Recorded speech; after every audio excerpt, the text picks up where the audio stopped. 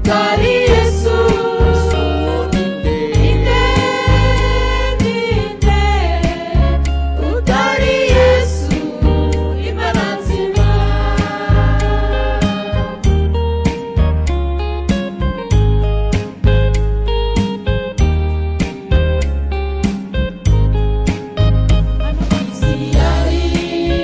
umuhanuzi nawe ubwiza bwe akaba ari umutambyi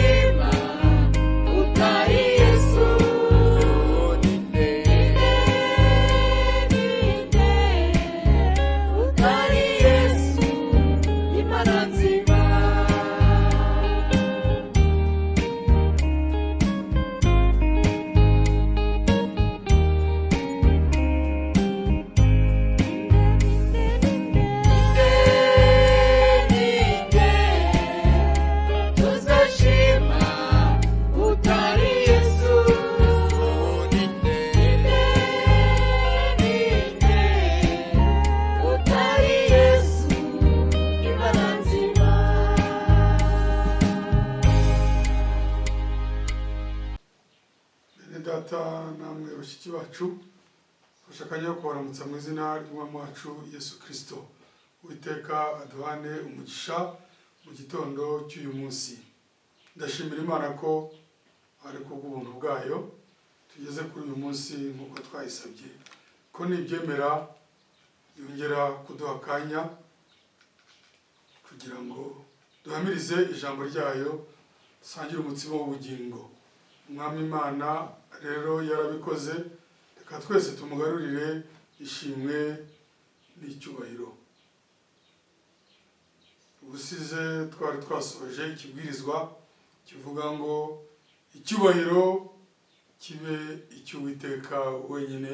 Uyu munsi dufite ikibwirizwa kivuga ngo ubutware buhebuje. La fois passée, on a clôturé la prédication intitulée « Qu'à l'Éternel seul soit la gloire ». Ce matin, nous allons écouter la parole de Dieu intitulée « L'autorité suprême ». L'autorité suprême. Ubutware buhebuje. Kadufata akanya ko gusenga kugira ngo Mwami Imana umugisha ijambo rye arihishure kandi arihamirize mu mitima yacu. Nous prenons un petit moment de prière pour demander au Seigneur pour qu'il puisse lui-même bénir sa parole dans nos cœurs. Car dusenge. Uwiteka Mwami wacu Yesu Kristo, Mana nzima, koko ishimwe n'icyubahiro bikugarukire kuko urabikwiye. Mwami, ndagushimira mu gitondo cy'uyu munsi kubyemeye, ko dukinguriye umuryango Mwami, kuko waratuzigamye uraturinda muri iyi si idandabirana. Tugejeje kuri iki gitondo cy'uyu munsi, Uwiteka, ni ukubera ko ari ubuntu bwawe, ni ukubera ko ari ubushake bwawe. Mwami, ndagusaba kugira ngo muri aka kanya nuko twabigusabye ukaba biduhaye, ubwawe uhagarare hano uhamirize ijambo ryawe. Twebwe turi abana bawe, tugutegerejeho umutsima w'ubugingo. N'umugaragu wo guhamiriza n'umwana w'umuntu, tugutegerejeho imbaraga zawe. Mwami, byanditswe dusoma uhe umugisha kuko byahumetswe nawe. Mwami, uhe umugisha abana bawe, twese twakira iri jambo mu izina ry'umwami wacu Yesu Kristo. Amen. Turasoma mu Efeso igice cya mbere umurongo wa 15 kugeza kwa 23. Efeso igice cya mbere umurongo wa 15 kugeza kwa 23. Nicyo gituma nanjye maze kumva uburyo mwizera Mwami Yesu mugakunda abera bose, mbashimira Imana urudaca, nkabasabira uko nsenze, kugira ngo Imana y'Umwami wacu Yesu Kristo, ariyo Data wa twese w'icyubahiro, ibahe umwuka w'ubwenge no guhishurirwa, bitume muyimenya, ngo amaso y'imitima yanyu abone uko ahweza, mumenye ibyo mwiringizwa n'iyabahamagaye, mumenye n'ubutunzi bw'ubwiza bw'ibyo azaraga abera. 19. Mumenye n'ubwinshi bw'imbaraga zayo butagira akagero, izo iha twebwe abizeye, nk'uko imbaraga z'ububasha bwayo bukomeye ziri. 20. Izo yakoreye muri Kristo ubwo yamuzuraga mu bapfuye, ikamwicaza iburyo bwayo ahantu ho mu ijuru, imushyize hejuru y'ubutware bwose n'ubushobozi bwose n'imbaraga zose n'ubwami bwose n'izina ryose rivugwa uretse muri iki gihe gusa ahubwo no mu bihe bizaza. Kandi yamuhaye gutwara byose ibishyira munsi y'ibirenge bye, imuha itorero ngo abe umutwe waryo usumba byose. 23 naryo ribe umubiri we ushyitse kandi ushyikirwamo na byose. 15 kugeza kuri 20 Pawulo arandikira Abefeso ababwira ko abasabira. Umurongo wa 18 icyo abasabira ngo amaso y'imitima yanyu abone uko aweza, mumenye ibyo mwiringizwa n'iyabahamagaye, mumenye n'ubutunzi bw'ubwiza bw'ibyo zaragabera. 19 iki nicyo Pawulo asabira Abefeso, mumenye n'ubwinshi bw'imbaraga zayo butagira akagero, mumenye n'ubwinshi bw'imbaraga zayo butagira akagero, iziha twebwe abizeye nk'uko imbaraga z'ububasha bwayo bukomeye ziri. Itorero umugeni wa Yesu Kristo, abana b'Imana, ni ngombwa ko bamenya ububasha bubarinda, ubushobozi bwabahamagaye ari nabwo bubazigama. Niyo mpamvu Pawulo uko asabira Abefeso iri jambo ntabwo ryataha agaciro, natwe riratureba. Kadusome no mu Gifaransa. Nous lisons aussi en français.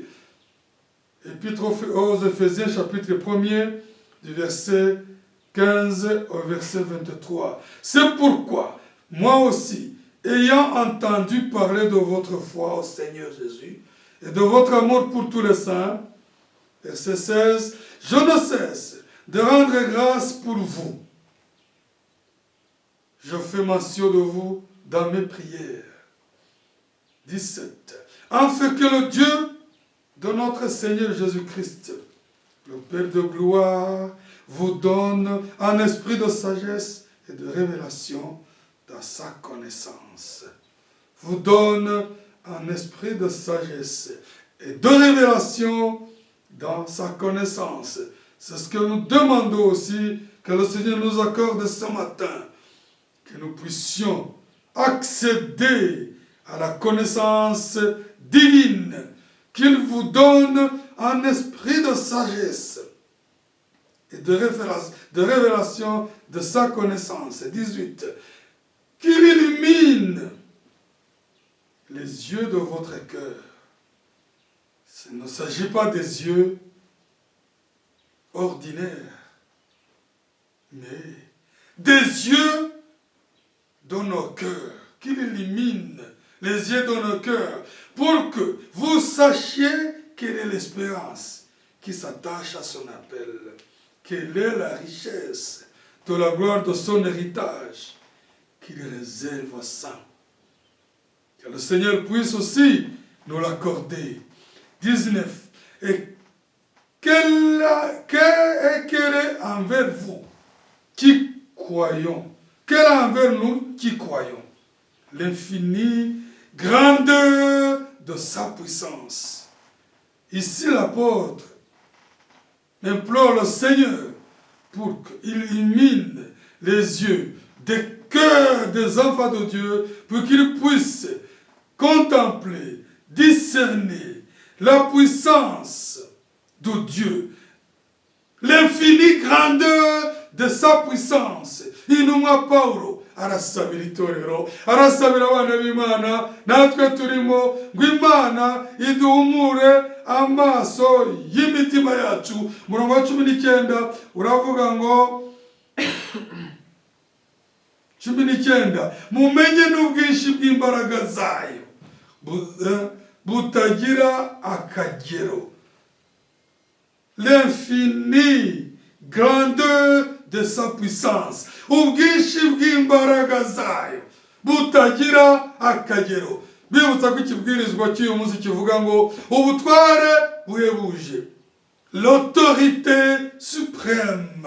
Ubu butware bushingiye ku bubasha bw'Imana, bushingiye ku bushobozi Imana irindiramo itorero ryayo. Umwami wacu Yesu Kristo aduhane umugisha. Amaze kuzuka yicaye iburyo bw'Imana. Iburyo bw'Imana ni mu mbaraga zayo, ni mu bushobozi bwayo. Intumwa Pawulo icyo yifuriza abana b'Imana ni uko gusa bataba bizera bagarukira ku byo barebesha amaso asanzwe, ahubwo umuntu w'imbere maso y'imitima yabo Imana yabahamagaye iyahumure kugira ngo hatagira uwiheba, kugira ngo hatagira uwitiranya abantu n'ubushobozi bw'Imana. Hari imbaraga zihebuje, hari ubutware buhebuje buri hejuru y'ubutware bwose bushobora kubaho. Il y a une autorité suprême, une puissance ici que l'apôtre Paul qualifie. L'apôtre Paul qualifie cette puissance.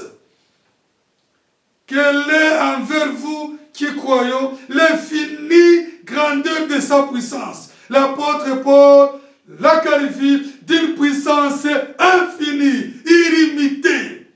C'est pourquoi notre prédication est intitulée l'autorité suprême. On ne peut pas être une autorité et être à la fois faible. On ne peut pas être une autorité encore suprême et manquer la puissance. Notre Dieu, notre Seigneur Jésus-Christ, comme nous l'avons entendu, est digne d'être glorifié. C'est à lui que doit revenir toute l'honneur et toute la gloire, car il est l'autorité suprême. Umwami wacu Yesu Kristo niwe icyubahiro cyose kigomba kugarukira n'ikuzo ryose, kuko niwe ufite ubutware bw'ikirenga, l'autorité suprême. Buvuga ngo ubutware buri hejuru y'ubutware, buri hejuru y'ubutware bwose bushobora kubaho, ari mu buryo bw'umwuka, ari no mu buryo bw'ubuzima busanzwe. Niwe mwami w'abami, niwe uturinda, waduhamagaye akadukiza, ni nawe utubumbatiye mu kuboko kwe kutaneshwa. Verset 19, on n'a pas encore terminé. Et qu'elle est envers nous qui croyons l'infinie grandeur de sa puissance, se manifestant avec efficacité par la vertu de sa force. Rongo 19 ukomeza ngo iziha twebwe abizeye nk'uko imbaraga z'ububasha bwayo bukomeye ziri. Izi mbaraga z'umwami wacu Yesu Kristo, izi mbaraga z'Imana, abana b'Imana bemerewe kuzibamo. Cette puissance de Dieu, cette puissance suprême de notre Seigneur Jésus-Christ, lui qui a vaincu la mort et le séjour des morts, est à la disposition de son peuple. Elle est accessible. Le peuple de Dieu, l'Église du Dieu vivant, les brebis du Seigneur, l'épouse de Christ, doit accéder à cette puissance. Accéder, marcher sous l'autorité suprême de notre Sauveur. Abana b'Imana bemerewe kubw'ubuntu bw'abahamagaye kugendera, gutura muri ubwo butware bw'ikirenga bw'umwami wacu. Intambara ni nyinshi, ibikangisho ni byinshi, intege nke zirahari, urugamba rurakomeye, ariko uwaguhamagaye ugufite mu kiganza ni umutware ufite ububasha buhebuje. Le combat fait rage. Le diable nous attaque par tous les moyens. Et nous sommes des hommes par nature, nous sommes des hommes faibles. Nous ne pouvons pas résister aux attaques du diable par nous-mêmes. mais nous sommes dans la main de celui qui est et qui a l'autorité suprême. Ntabwo twahangana n'imyambi n'ibitero by'umubisha ku bwacu, ariko nk'abana b'Imana turi mu kiganza, twemerewe kuba munsi y'ubwo butware bw'ikirenga. Ntacyo tuzaba, kuko umwami w'abami, umukiza wacu, niwe ufite ubutware buhebuje. Nous vivrons puisque notre Seigneur qui nous a aimés, qui nous a sauvés, c'est lui qui a l'autorité suprême. La puissance qui est au-dessus de toutes les puissances. La puissance qui contrôle toutes les puissances démoniaques, toutes les autorités terrestres, tout le système mondial est sous l'autorité du roi des rois. Imbaraga zose z'umwijima niwe uzitegeka.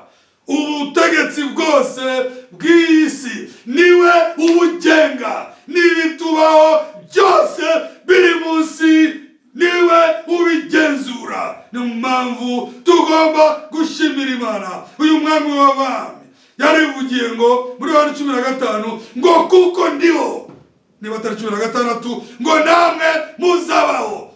Ce Seigneur, notre Sauveur, l'a dit dans l'évangile de Jean, chapitre 15. Puisque je vis, vous vivrez.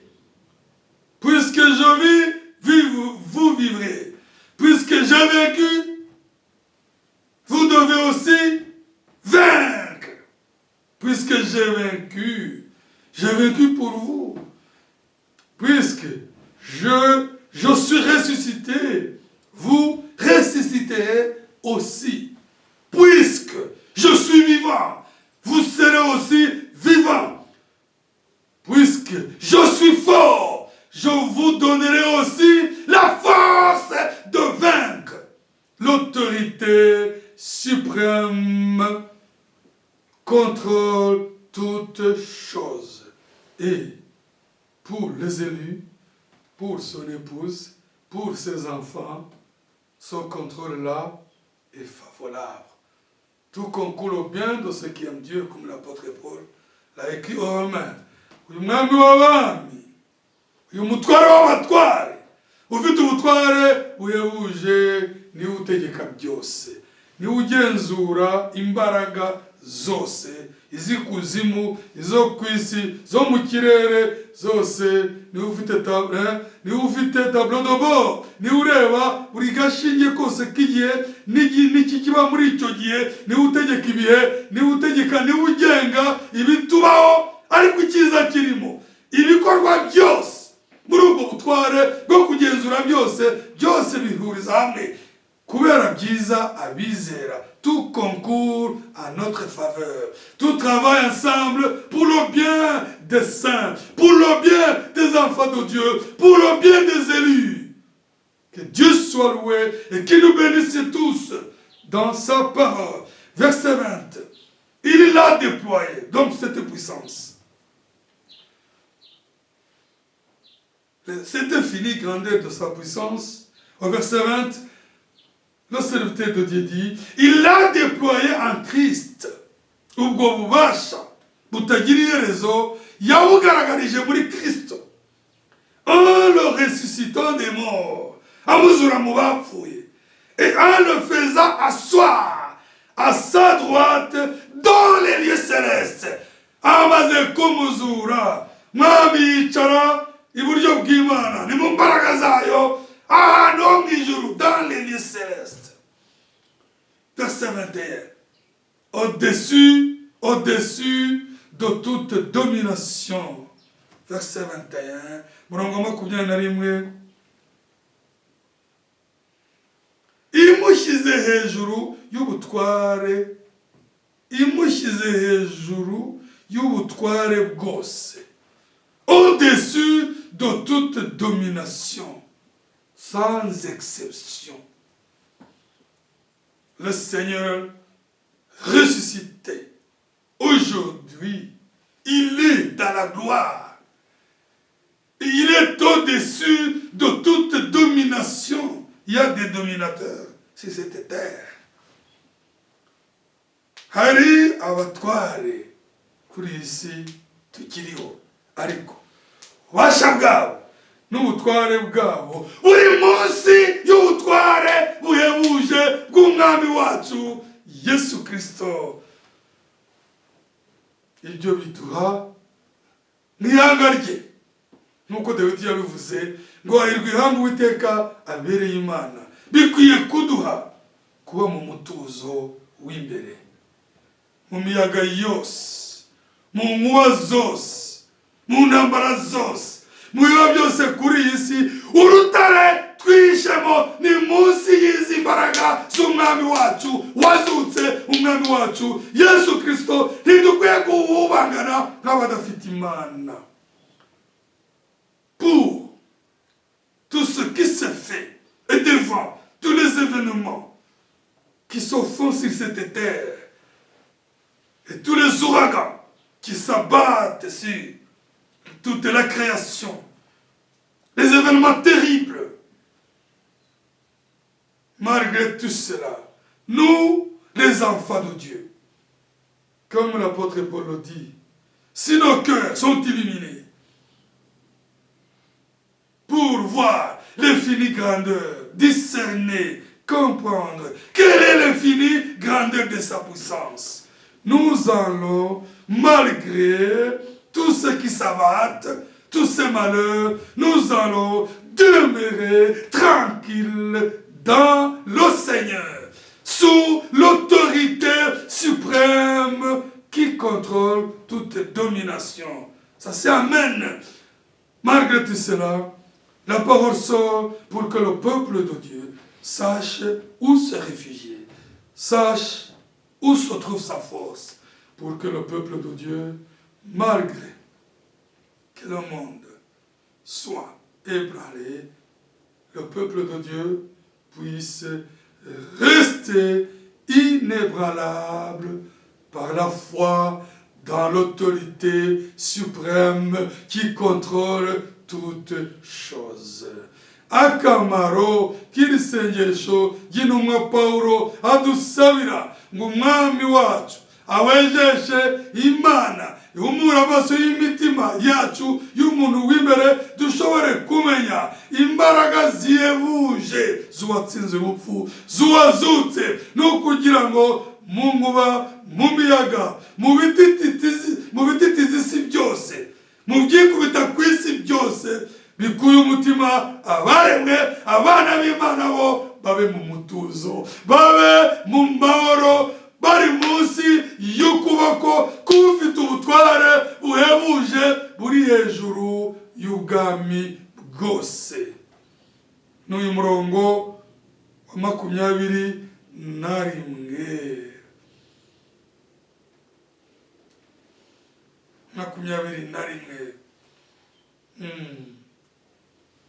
21 haravuga ngo imushize hejuru y'ubutware bwose. Uyu ni umwami wacu Yesu Kristo, au-dessus de toute domination. Umwami wacu Yesu Kristo ari hejuru y'ubutware bwose. Ni umwami wacu, ni umukiza wacu, ni umutwe w'itorero, niwe twizera. Uko ari hejuru y'ubutware bwose, birumvikana no mu itorero rye nta bundi butware buhaba. Tel qu'il est au-dessus de toute domination qui puisse se nommer sur cette terre. Évidemment, il est l'autorité, c'est lui le chef de son église. Personne parmi les croyants, ni ceux qui servent le Seigneur par sa grâce, ne doit prétendre être quoi que ce soit, tel que nous avions entendu que toute la gloire lui est destinée, doit aller vers lui, même toute l'autorité, tout le pouvoir, c'est lui qui contrôle toute domination. À plus forte raison, il contrôle son Église. C'est lui qui donne les dons. C'est lui qui bénit. C'est lui qui dirige. C'est lui qui nous donne la victoire. C'est lui qui nous ouvre des portes. Chaque porte est ouverte par lui-même. C'est lui qui règne et qui maîtrise le temps et les moments. Et il sait, rien ne peut nous arriver, rien ne peut arriver au peuple de Dieu sans que le Seigneur lui-même l'accepte. Turashimira Imana kubera ko uriya icyubahiro kigomba kugarukira nkuko twabyumvise mu kibwirizwa gitambutse birumvikana ntabwo ari umunyantege nke niwe ufite ubutware buhebuje niwe uri hejuru y'ubutware bwose birumvikana ko niba ategeka ubutware bwose buri kuri iyi si iyo ni amina kuko ni ijambo ritubwiye birumvikana ko by'akarusho mu itorero rye ntazemera ko hari undi wagira intebe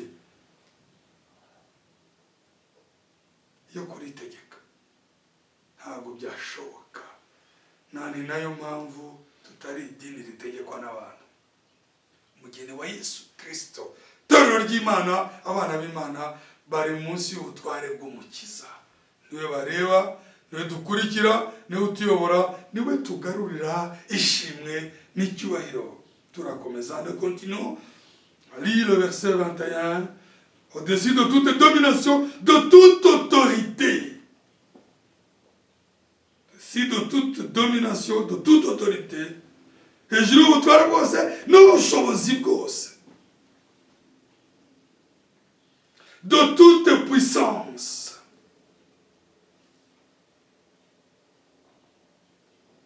l'imbaraga zose domination autorité puissance au-dessus de toute domination de toute autorité. Domination, il s'agit du système, il s'agit de tout le système qui gouverne le monde. Le Seigneur contrôle son système mondial. Au-dessus de toute domination, de toute autorité, il s'agit maintenant des rois, des chefs. Il est au-dessus de tout le système. Il est aussi au-dessus de chaque roi, de chaque monarque,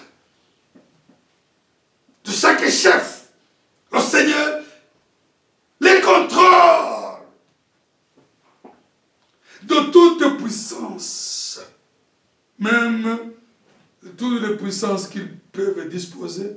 Il y a les systèmes, il y a les autorités qui règnent dans ce système, il y a la puissance qu'ils ont, dont ils disposent, notamment les armes et autres. Tout cela est sous le contrôle du Seigneur, de notre Seigneur de gloire. We ategeka ubwami bwose, ategeka abami bose, ategeka imbaraga zose bafite. Plus encore de toute dignité. Mu Kinyarwanda bivuze ngo n'imbaraga zose n'ubwami bwose. La dignité. Dignité hano bahise ubwami. Abanyacyubahiro. Mwami wacu Yesu Kristo niwe utuma bahumeka, niwe ubagenzura. Ibyo ni amene kwihanga ry'Imana. Ibyo bafite byose n'ibyo bakora byose. Cyane cyane. Ariko na nyuma yaho igihe cyose umugeni akiri hano. Hari ibyago. Hari umupaka ibyago bitagomba kurenga bitewe ko umugeni wakunzwe akiri kuri iyi si. Mwami ahita afata imiyaga akayihindukiza. Igihe cyose ataratwara ubutunzi bwe, ataratwara umugeni we, izamurwa ritaraba, hari byinshi Uwiteka ahagarika aussi longtemps que l'épouse bien-aimée de notre Seigneur Jésus-Christ, dont nous sommes est encore sur cette terre, le Seigneur de gloire a la capacité de maintenir les ouragans, de maîtriser toutes choses en faveur de ses enfants. Ce n'est qu'après l'enlèvement que le déchaînement terrible va s'abattre sur cette terre. Que le Seigneur nous garde et nous prépare pour l'enlèvement, car définitivement, inévitablement, le monde attend des moments terribles. Mwami Imana aturinde, atuzigame, adutegure kugira ngo izamurwa rizatubere ubuhungiro, kugira ngo tuzarurwe tuvanwe muri iyi si bidashidikanywaho itegereje ibyago bikomeye. Nk'uko ijambo ry'Imana ryabitweretse igihe cyinshi, ariko igihe cyose tukiriho ibirenge byacu bikaba bikiri kuri iyi si. Nk'uko Pawulo abidusabira, Imana ihumure amaso y'imitima yacu, tumenye ko turindiwe munsi y'ubutware buhebuje, munsi y'ubutware butegeka ubutware, bugenzura ubutware bwose, niho habera, niho intore zishwe, sous l'autorité suprême qui contrôle toute autorité qui puisse exister sur cette terre, toutes les puissances démoniaques, toute l'autorité de ce monde, toutes ces puissances-là sont contrôlées par une autorité suprême. C'est l'autorité de notre Seigneur de gloire. Notre Seigneur Jésus-Christ, il est à la droite de Dieu, il est assis dans sa puissance et il contrôle tout le mouvement. La Bible dit que même nos cheveux sont comptés. Umwami w'abami ari mutwicara abami ari buryo bw'Imana, umwami wacu Yesu Kristo ni umutware ukontorora akantu kose kanyeganyega kuri iyi si. Niyo wabwiye abana be ngo n'imisatsi yanyu irabaze. Niko ijambo rivuga, nuko tubyizera. Uwo niwe dukwiye guhanga amaso mu gihe inkuba zikubita, imiyaga ibiteye ubwoba. Nibyo twumva mu makuru, nibyo tubona muri za televiziyo biteye ubwoba. Ubuhungiro bwacu buri munsi y'ubutware, buri hejuru y'ubutware bwose.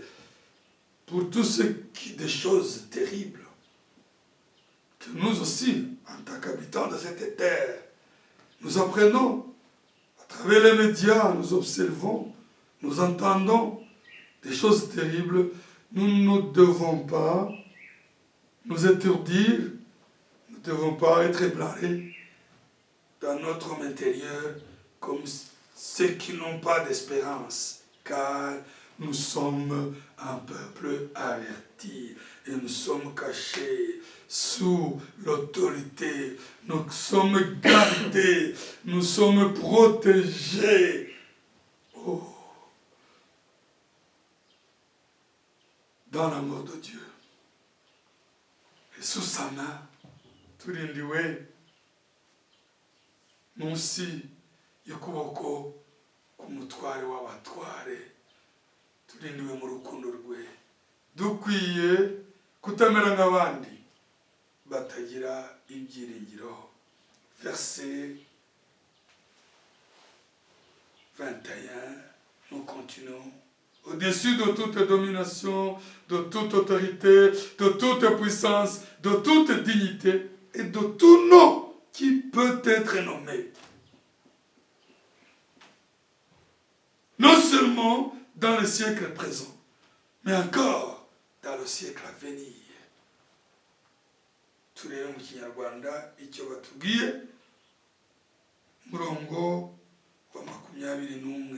Imushyize hejuru y'ubutware bwose n'ubushobozi bwose n'imbaraga zose n'ubwami bwose n'izina ryose rivugwa, uretse muri iki gihe gusa, ahubwo no mu bihe bizaza.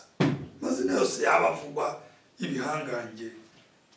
Ubwo turi ihanga rigayitse ku maso, ariko umwami wacu ari hejuru y'ayo mazina.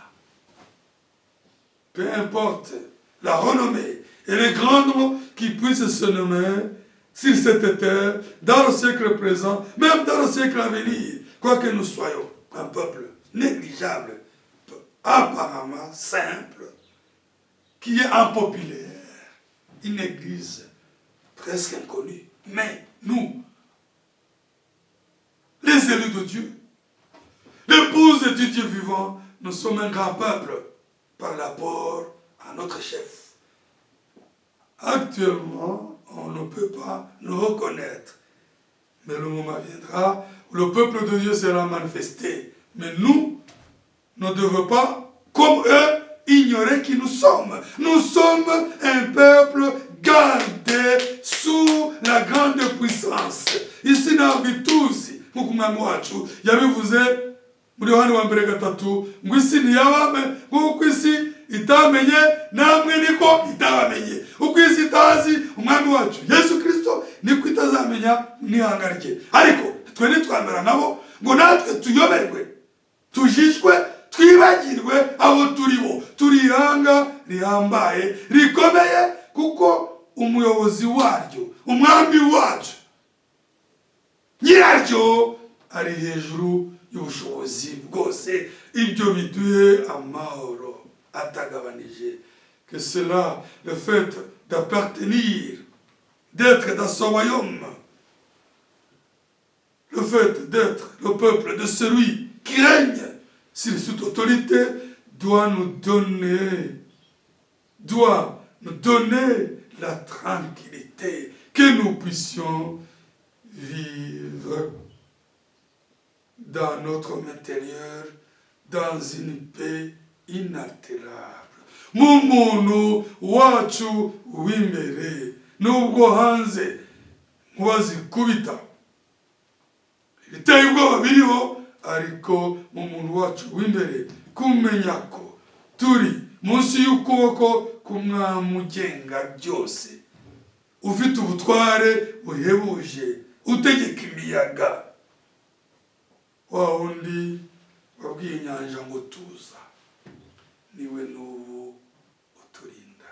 Celui-là qui a calmé les vagues au temps des apôtres quand ils avaient peur, qui a dit à la mer de cette terre, et la mer a tempéré, et la mer a écouté, elle s'est calmée. C'est celui-là qui est capable, même aujourd'hui, de calmer les vagues de la vie. Nous traversons une mer troublée. Nous sommes dans une vie humainement où il y a beaucoup d'attaques. Mais celui qui a calmé la mer, nous sommes dans la barque de celui-là. Turi mu bwato bwa wa wundi wabwiye inyanja ngo tuza. Abigishwa bakavuga ngo uyu ninde utegeka inyanja n'imiyaga? Nta wundi ni uwabiremye, ni umwami w'abami ufite ubutware buhebuje. Nous sommes embarqués dans notre vie, dans notre voyage sur cette terre. Nous sommes embarqués dans la barque où se trouve le Seigneur de puissance qui est capable de calmer les ouragans et de tranquilliser les voyageurs, ses enfants.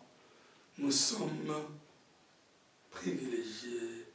Nous sommes un peuple privilégié, favorisé, un peuple que le Seigneur a aimé.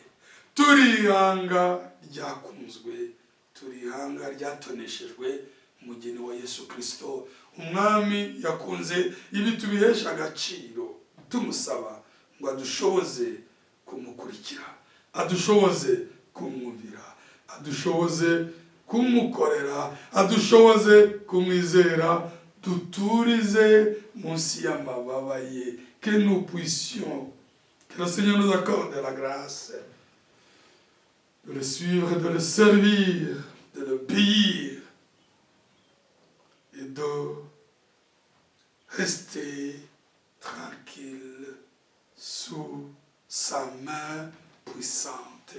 Tugume mu ikiganza cye gikomeye.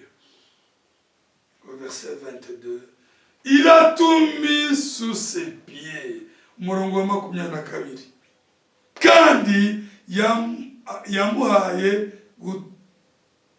gutwara byose abishyira munsi y'ibirenge bye. Il a tout mis sous ses pieds et il a donné pour chef suprême à l'église. Kandi yamuhaye gutwara byose ibishyira munsi y'ibirenge bye. Orala, yamuhaye gutwara byose ibishyira munsi y'ibirenge bye. Il a tout mis sous ses pieds. Byose nta na kimwe kivuyemo. Il a tout mis sous ses pieds sans exception aucune. Sinzi ko kundi nabisobanura ibintu byose biri munsi y'ibirenge by'umwami w'abami. Hanyuma kuba biri munsi y'ibirenge by'umwami w'abami bidufiteho izihe ngaruka nk'itorero rye. Turakomeza gusoma mu itorero ngo abe umubiri, ngo abe umutwe waryo usumba byose. Et il l'a donné pour chef suprême à l'église. Cette autorité suprême, ubu butware buhebuje bw'ikirenga umwami wacu Yesu Kristo yagabanye afite, kuko ari we wabambwe akazuka akanesha, bwamutumye ibintu byose bijya munsi y'ibirenge bye, nta na kimwe kivuyemo. Nuko tubyizere kandi tubishimire Imana. Bifite izagaruka ku itorero, mu itorero ngo abe umutwe waryo usumba byose. Il l'a donné pour chef suprême à l'église. Les églises des hommes ont des chefs sur cette terre. Nous le savons tous. Et ils ont chacune son siège sur cette terre. Madini yashinzwe n'abantu afite abashefu bayo turabizi. Akagira n'ibyicaro bikuru nk'uko tubizi. Itorero ry'Imana naryo umugeni wa Yesu Kristo nawo ufite umushefu wawo, ufite umuyobozi wawo. Itorero ry'Imana rifite uritegeka, nta wundi ni umwami waryo waribambiwe, wa wundi wavuze ngo nzubaka itorero ryanjye kandi amarembo y'ikuzimu ntabwo azarishobora. Ni nawe chef suprême, umutware w'ikirenga. Il l'a donné pour chef suprême à l'église. Nous sommes en train d'écouter une prédication intitulée l'autorité suprême. Il l'a donné pour chef suprême à l'église. C'est lui qui est le chef suprême de l'église. Il a l'autorité qui est suprême au-dessus de son église. Personne d'autre ne doit prétendre régner sur l'église du Dieu vivant. Niwe Kinyarwanda bavuze ngo kandi yamuhaye gutwara byose shyira munsi y'ibirenge bye, mu itorero ngo abe umutwe waryo usumba byose. Le chef suprême de l'église, umutwe waryo usumba ryose. Et le chef suprême nibyo ni umutwe w'itorero. Il est la tête. Le chef suprême niwe muyobozi w'ihanga rye w'ikirenga.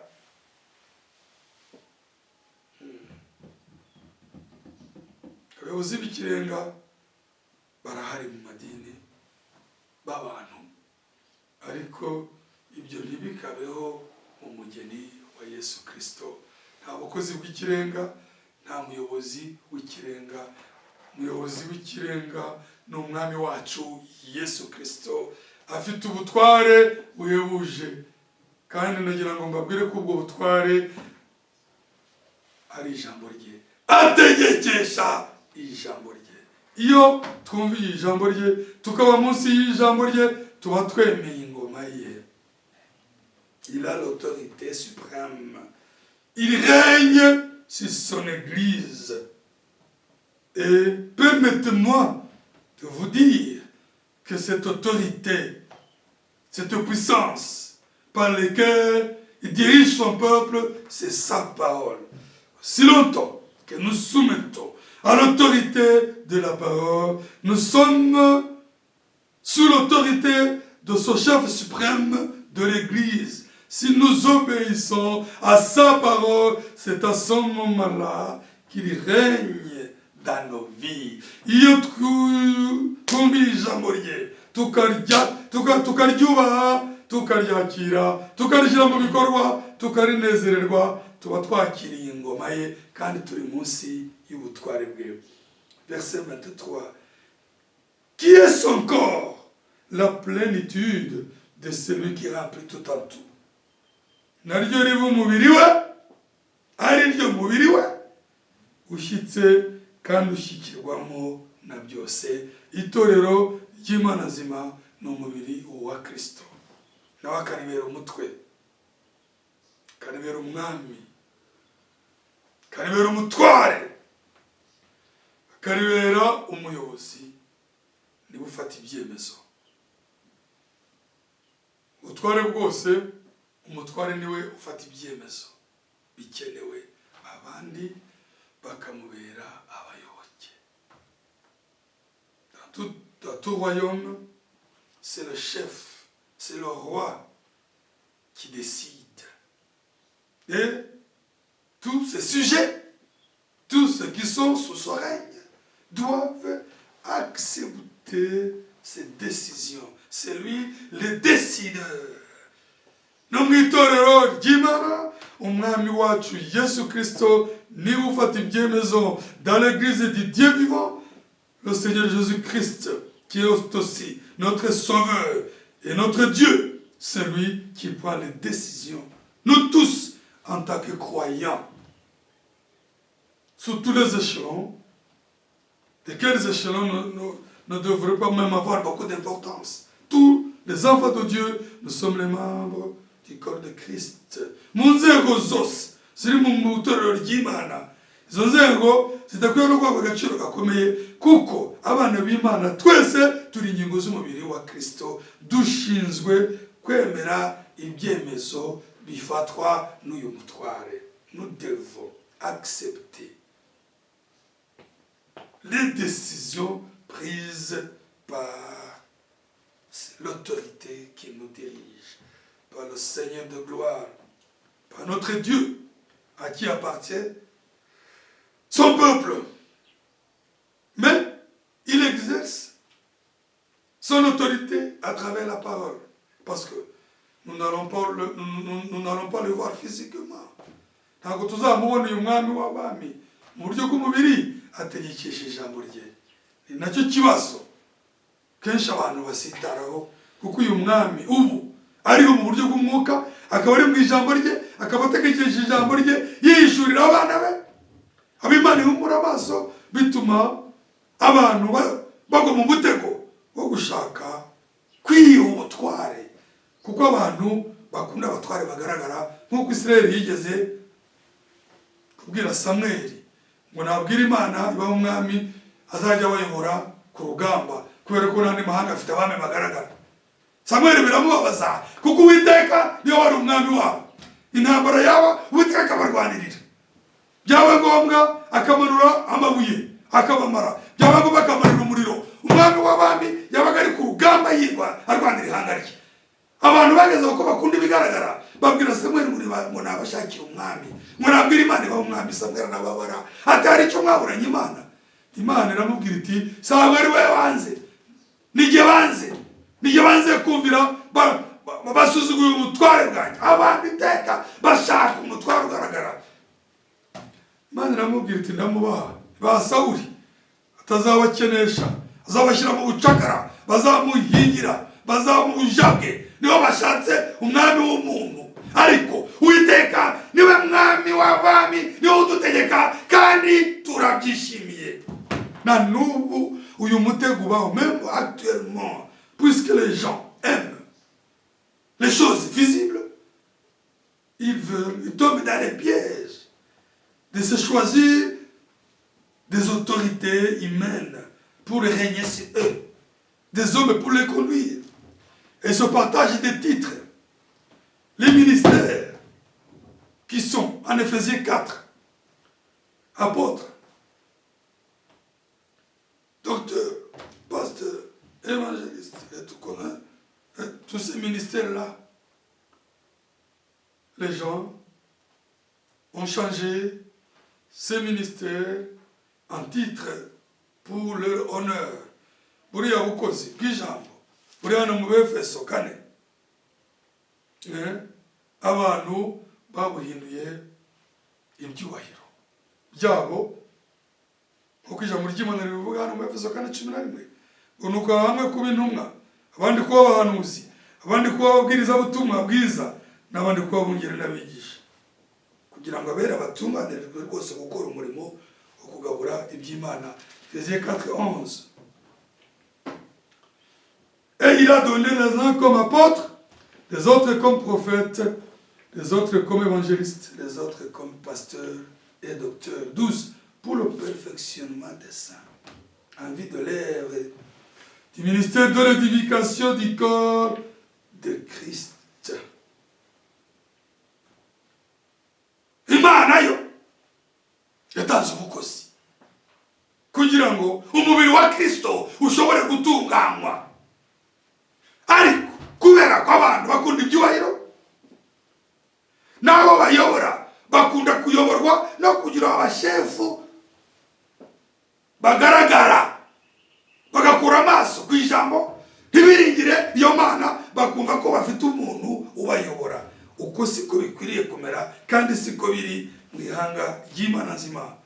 Kugeza ubwo ubu bukozi buhinduka amazina y'abantu. Umuntu akareka izina rye akitwa pasiteri,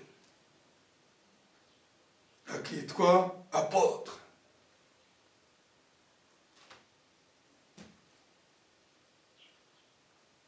ibyo bikamuhesha ubutware no gutegeka abayobora kugeza igihe icyo abategetse cyose bagikora, batiriwe bareba ko gihuje n'ijambo ry'Imana. Akaba ari we baba munsi y'amababa ye. Les gens ont changé ces ministères de la parole qui sont là pour le perfectionnement du corps de Christ, et ils en ont fait des titres en telle enseigne que ils se nomment, ils ont pris ces titres et les titres sont devenus leur nom.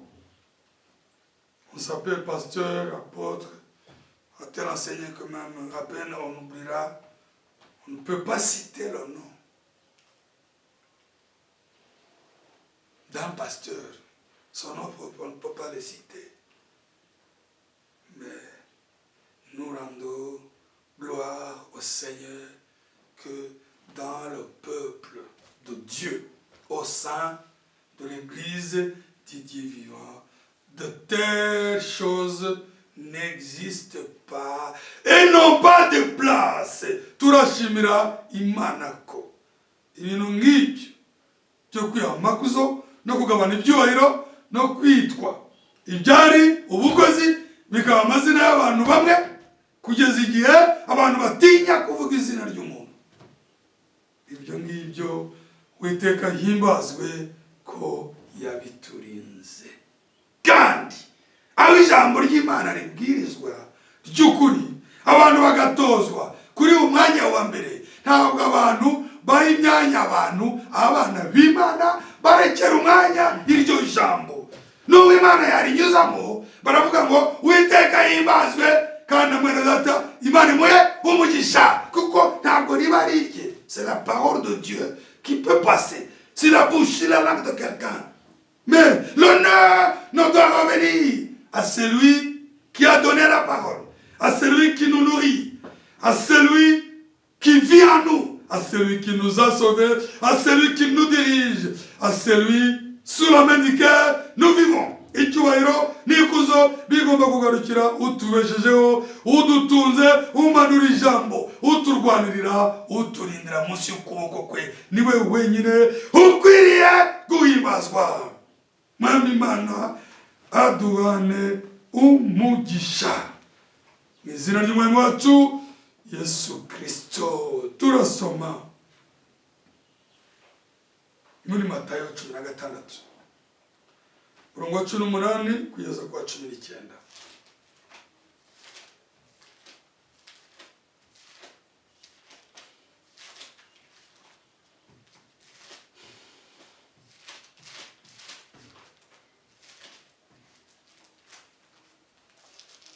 Matayo 16 18 kugeza kuri 19.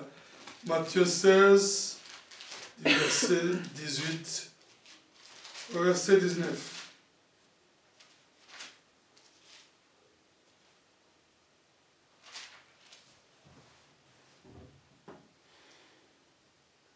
Nanjye ndakubwira nti uri Petero, kandi nzubaka itorero ryanjye kuri urwo rutare, kandi amarembo y'ikuzimu ntazarishobora.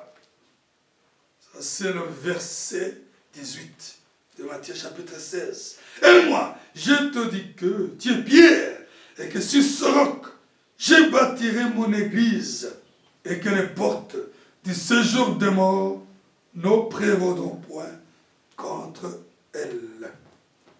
Mana ishimwe. Hano Petero yaramaze gusubiza ikibazo kiri hano ku murongo wa 13, yagisubije ku murongo wa 16 kuko cyabazaga ngo umwana w'umuntu mugira ngo ndinde. Baramubwira bati bamwe baravangura Yohana, uri Eliya, Yohana Umubatiza, cyo kuri 13 14 niho bashubije bati bamwe bakwite Yohana Batista, abandi Eliya, abandi Yeremiya, cyangwa umwe mu bahanuzi, kubera imbaraga zari zamukoreragamo nk'Imana. Bo bagize ngo numwe mu bahanuzi wazutse. N'abarabwira ati se mwe munyitande. Petero aragitsinda kuri 16 ati Kristo Yesu umwana w'Imana nzima. Nibyo byatumye umwami wacu avuga ati uri Petero, ariko kuri urwo rutare niho nzubaka itorero ryanjye, kandi amarembo y'ikuzimu ntabwo azarishobora. Ntabwo ari kuri Petero umuntu, tu es Pierre, mais sur ce roc, Petero, kuri urwo rutare. N'uruhe rutare? N'urwo guhishurirwa ruri ku murongo wa 17. Ku murongo wa 17 ni urwo rutare rugaragara. Kuri urwo rutare ku murongo wa 17 niho rugaragara. Yesu aramusubiza ati urahirwa Simoni wa Yona, kuko umubiri n'amaraso atari byo byabigwishuriye, ahubwo ni data wo mu ijuru. Jésus reprenant la parole lui dit, tu es heureux Simon, fils de Jonas, car ce ne sont pas la chair et le sang qui t'ont révélé cela, mais c'est mon Père qui est dans les cieux. Et moi, je te dis que tu es Pierre, et que sur ce roc, je bâtirai mon église, et que les portes du séjour des morts ne prévaudront point contre elle. Numurongo wa 18. Nanjye ndakubwira nti uri Petero, kandi nzubaka itorero ryanjye kuri urwo rutare, kandi amarembo y'ikuzimu ntazarishobora. Nta marembo menshi y'ikuzimu. Ni uburyo bwinshi Satani akoresha. Iyo ijambo rivuze ngo amarembo y'ikuzimu ntazarishobora, ntabwo riba rivuze ko atazarikabaho igitero.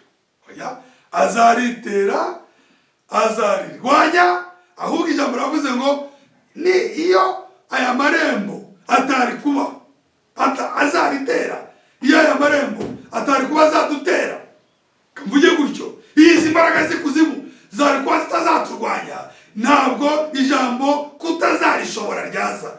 Azaturwanya, azarirwanya, ariko ntazarishobora, kubera ko itorero riri munsi y'ubutware buhebuje. Il est bien explicite au verset 18 que les portes du séjour des morts ne prévaudront point contre son église. C'est très merveilleux. Il dit, je bâtirai mon église. Souligné, mon église. C'est lui le chef. Il ne bâtit pas l'église de quelqu'un d'autre pour que quelqu'un d'autre, qui qu'il puisse être, quoi qu'il puisse faire, peu importe la soi-disant responsabilité qu'il peut avoir dans l'église, cela ne lui donne pas droit à être le chef de l'église. Non. Comme nous l'avons entendu, il est le chef suprême de l'église. Il dit, je bâtirai mon église. C'est son église. Soulignez cela. Aravuga neza ngo kuri urwo rutare niho nzubaka itorero ryanjye.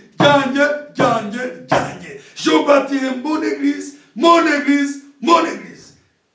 Son église, donc à lui, à celui qui nous parle maintenant. Et que les portes du séjour des morts ne prévaudront point contre elle.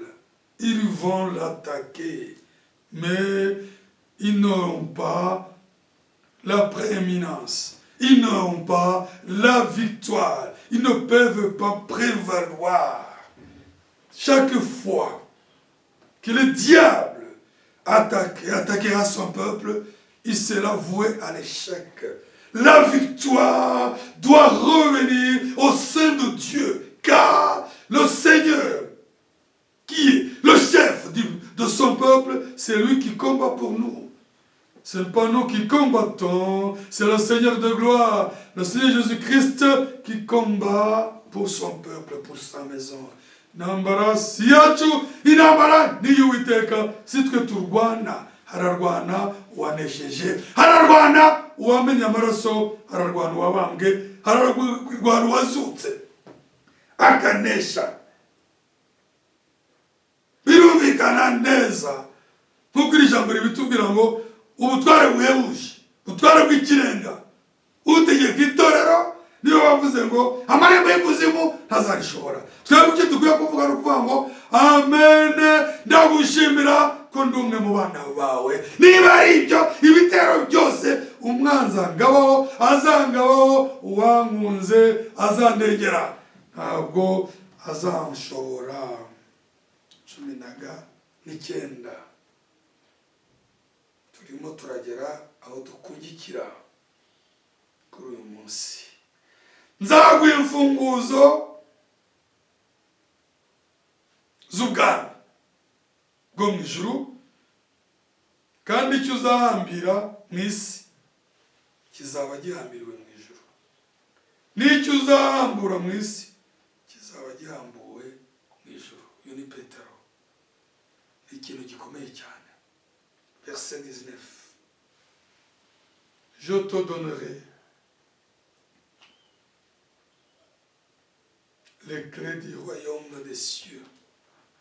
Ce que tu lieras sur la terre sera lié dans les cieux. Ce que tu délieras sur la terre sera délié dans les cieux. Nzaguha funguzo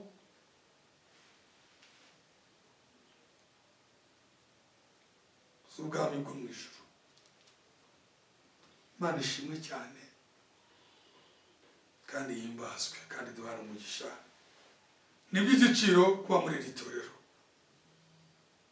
Uyu nyiri itorero niwe ufite imfunguzo, azi aho washatse. Kuri Petero yaramubwiye ngo nzaguha imfunguzo z'ubwami bwo mu ijuru. Umuntu udafite urufunguzo ntiyinjira, ufite urufunguzo arinjira. Bivuze ngo Petero w'imana mu gihe cye uyobora ihanga ry'imana yagombaga gufungura kugira ngo abana b'imana bagere ku byiza byayo. Abafite imfunguzo barinjira, abatazifite baravuga ibyo batazi. Ese izi mfunguzo ziracyakora? Izi zifunguzo Petero yazikoresheje ryari? Mu gihe yabwirizaga ikibwirizwa cya mbere ku munsi wa Pentekote, byaguze no mu gice cya kabiri, akabwiriza kugeza igihe ahamiriza Yesu Kristo, kugeza igihe abari aho bose bavuga bati tubigire dute? Ati nimbwiyane umuntu wese muri mwebwe abatizwe mu izina rya Yesu Kristo, kandi muzahabwa umwuka wera, kuko isezerano ryanyu n'abanyu n'abari kure bose abazahamagarwa n'umwami Imana yacu. Ngo icyo gihe abizeye barabona 3,000 babatizwa mu izina ry'umwami wacu Yesu Kristo. Urufunguzo rw'ubwami rwari rwakoze. Petero yarafunguye kandi abafunguriwe barishe. Ese izo mfunguzo yapfanye nazo? Ntabwo bishoboka. N'ubu kubw'ijambo imbere y'ihanga ry'Imana hari imfunguzo. No mu gihe cyacu Imana yarafunguye kubw'ijambo ryayo. N'ubu ntabwo turi inyuma y'urugi, turi ihanga rigera imbere amabanga y'Imana kubw'ijambo. Imfunguzo ziracyakora. Je te donnerai les clés du royaume des cieux. Celui qui a les clés, il a l'accès à la maison de Dieu, au mystère de Dieu, au royaume, au mystère du royaume. C'est les clés du royaume. Ce ne sont pas les clés d'une maison. Les gens imaginent que l'apôtre Pierre, c'était un portier et que le ciel serait comme une parcelle qui a un portail qu'il ouvre. Non. Les clés du royaume, l'accès au royaume de Dieu, ce n'est pas la parole vivante du Seigneur. Funguzo z'ubwami ni ijambo rihishuwe rituma abana b'Imana binjira mu bwami bwayo. Ubwami bw'Imana ntabwo ari igipango. Oya, ni imbaraga zayo, ni ubuntu bwayo, ni impano zayo, ni ubutware bwayo. Ari izo mfunguzo ntabwo abana b'Imana bahera inyuma, turabishimira Imana. Nzaguha imfunguzo ngo 19 z'ubwami bwo mu ijuru, kandi icyo uzahambira mu isi kizaba gihambiriwe mu ijuru, n'icyo uzahambura mu isi kizaba gihambuwe mu ijuru. Ibi byerekana ko abana b'Imana, ihanga ry'Imana rifite izi mfunguzo rifitanye imikoranire n'ijuru. Bifitanye imikoranire. Gihambuwe hariya, gihamburwa hano, gihambiriwe hariya, gihambirwa hano. Ibyemezo bifatirwa hariya bikamanuka bikagera mu ihanga ry'Imana. Ntabwo abana b'Imana bakora ibyo birimbiye. Bafitanye itumanaho, bafitanye imikoranire. Igihambuwe hariya, gihambuwe hano, igihambiriwe hariya, gihambiriwe hano. Ni ukuvuga ngo twebwe ntitwiyimbira. Imana idushoboze kumenya icyo kirere, kuko tugomba gukorana n'ijuru. Pawulo abwira abakorino bakabiri 6, ubwo dukorana nayo turabinginga ntiduherwe ubuntu bw'Imana gupfa ubusa. Je te donnerai les clés du royaume des cieux. Ce que tu lies là sur la terre, cela lié dans les cieux. Et ce que tu délieras sur la terre, cela sera délié dans les cieux. Ceci, mais en exergue, signifie que le peuple de Dieu, l'Église du Dieu vivant, travaille en communication avec le ciel. Ce qui est lié là-bas est lié au sein des enfants de Dieu. Ce qui est délié là-bas, il est à la fois délié en nous. C'est-à-dire que nous savons la connexion. Nous sommes connectés au royaume.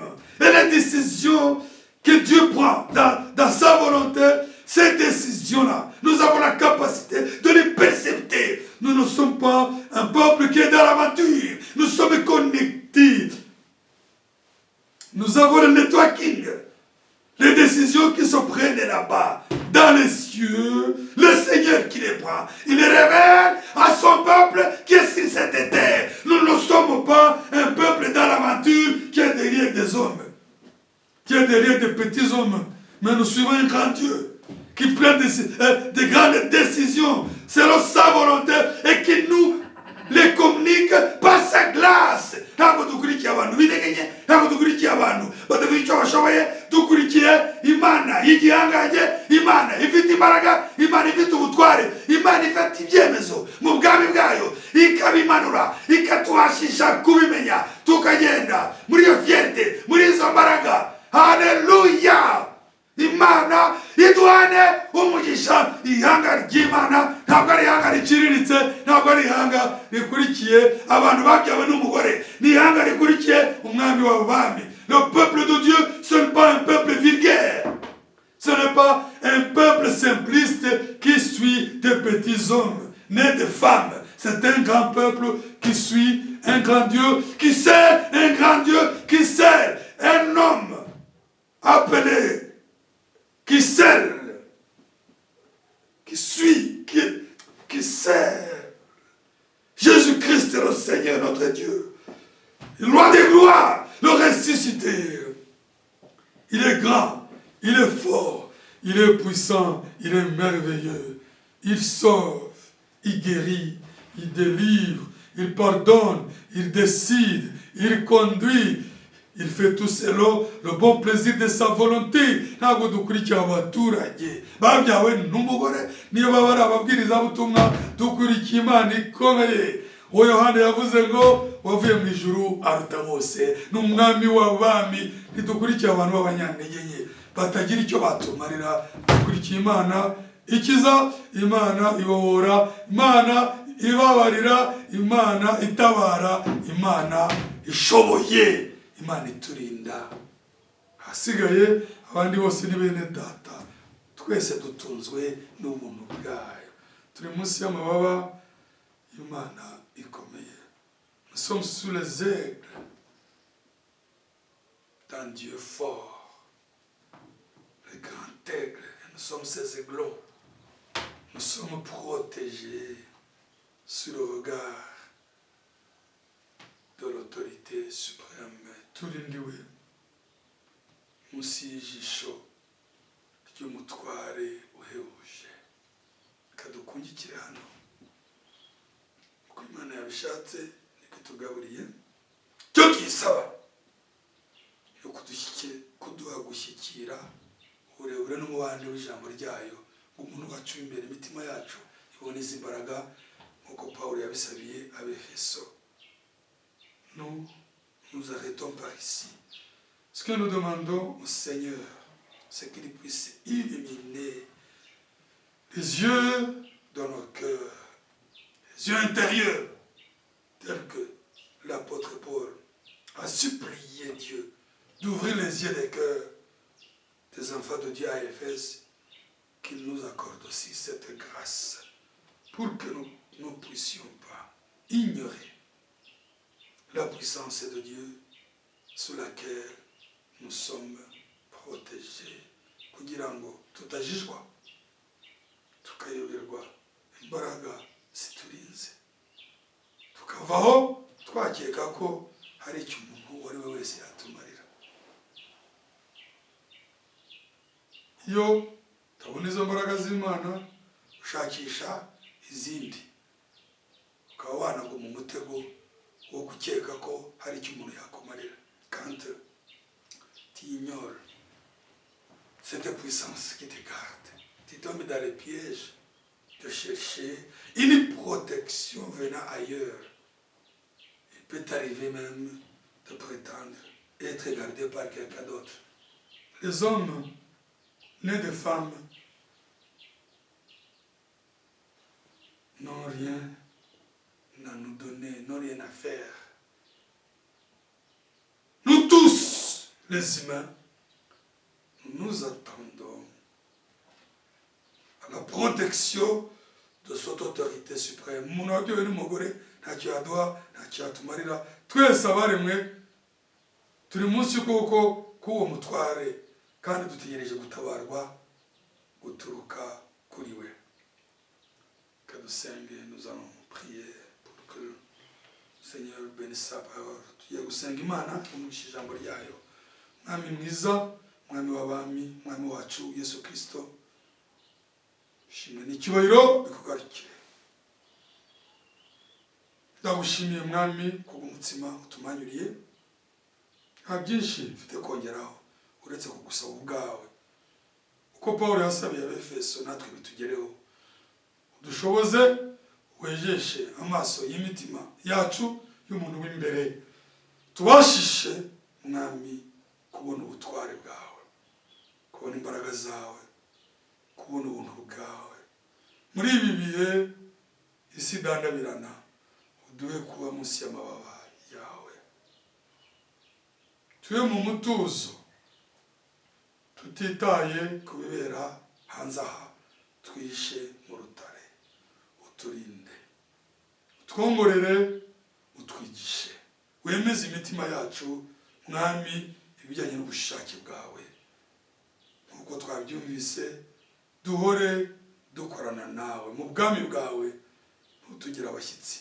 Imfunguzo zitugirira akamaro, duhore tuzi ibibera mu bwami bwawe, kugira ngo tugende tunesha. Tuve mu bwiza twinjira mu burutaho, udushoboze kukumvira, tukwemerere utubere umwami, kuko uri umwami ushobora byose. Kandi icyiza mwami, umutwaro wawe ntuvuna, n'ingata yawe ntabwo tuvuna ijosi. Ni ubwami bw'amahoro. Uduhe umugisha, wongere imbaraga ijambo ryawe, urigwize mu baryakiranye umunezero, risohoze ubushake bwawe. Nubishaka mwami, tuzongere ku kindi cyumweru dusangire ijambo ryawe, mu izina rimwe mu Yesu Kristo, amen. Mwami Imana aduhane umugisha twese, naho ubutaha, amen.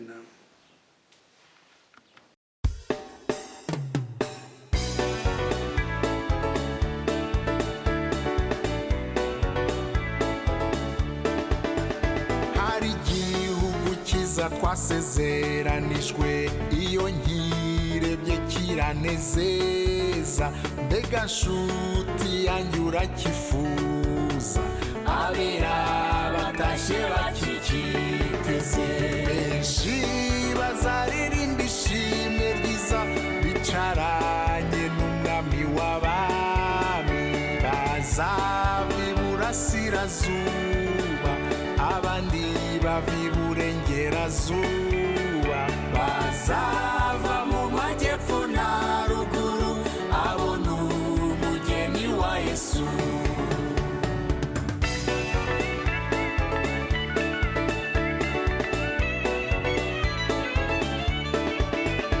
Ndatangajwe n'ubuntu nagiriwe bwo kuba mu mugeni wa Yesu, abera tuzambikwa imyenda y'ubukwe, udatoranijwe naza twicaramo, tuzagendagenda ibibaya byiza, dushagawe n'abamarayika, tuzumva inkuru nziza z'intwari, zimwe zaduciriye inzira nziza. Ubwiza bw'umukiza wacu Yesu uzatwibagiza imibabaro.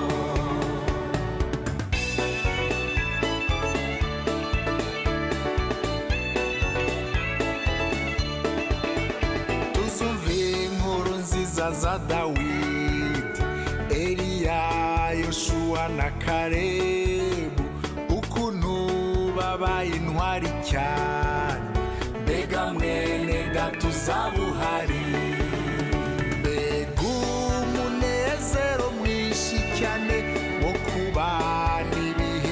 Shira tuzumva ubuhamya bw'abera, ukuntu barwaniye ukwizera kwabo, hazaba hari impundu n'amahoro, iyo tuzaba iminsi yose.